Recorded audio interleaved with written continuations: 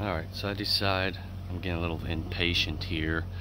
I'm in the process of wiring up the heated and cooled seats on my Fusion on it right now. I know it looks like a mess, but I haven't got it all completed just yet. Somebody's gonna say, oh, that's not the right way to do it. Well, right now it's just temporary. I haven't got it all to perfection yet.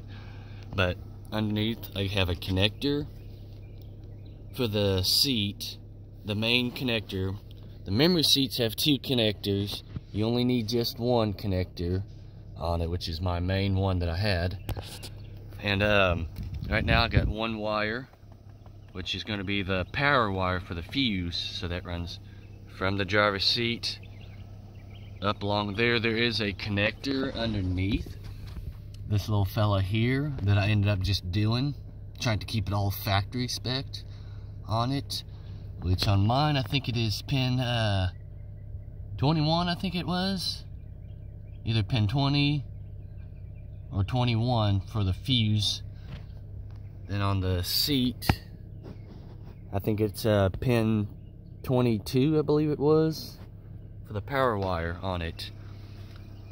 So I just have to get that connected just for right now, just for fun and giggles.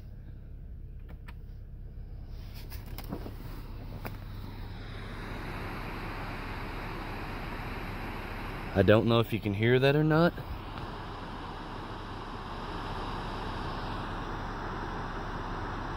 Let me turn it off.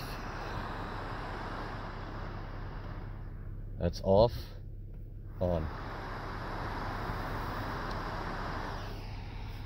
I'm feeling down here, and I can feel cold air coming through.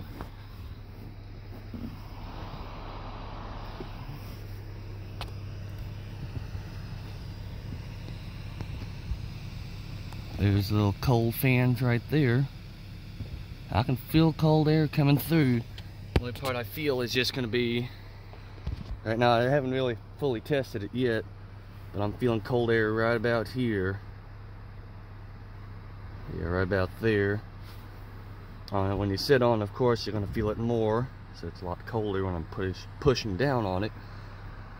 And you can feel it right about where, basically, if you got the seats, I'm not feeling it down here. I think you can only feel it just right there. So on the, I don't know how well you can see it, basically right there is where you feel the cold air on it. Now I'll have to test out the heating function, see if that works out, see if the seat warms up at all any.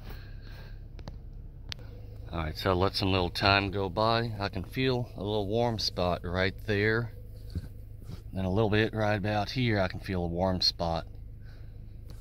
So it probably takes a little bit for it to warm up, of course.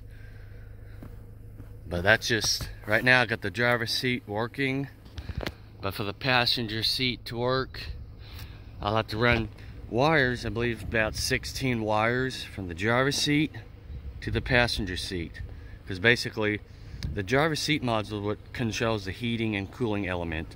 So basically, the passenger side obviously don't have a seat module.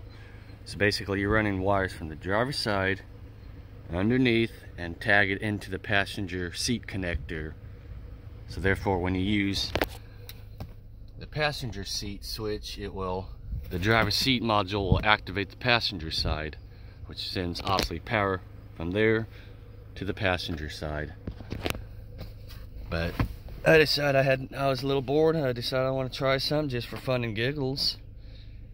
Just add power wire to the driver's seat module on there, and right now it's working. My back's a little warm right now, feels like. So I'll have to give that a little test and see. I know the cooling option works, which I'm very proud of that, because I would always be using that.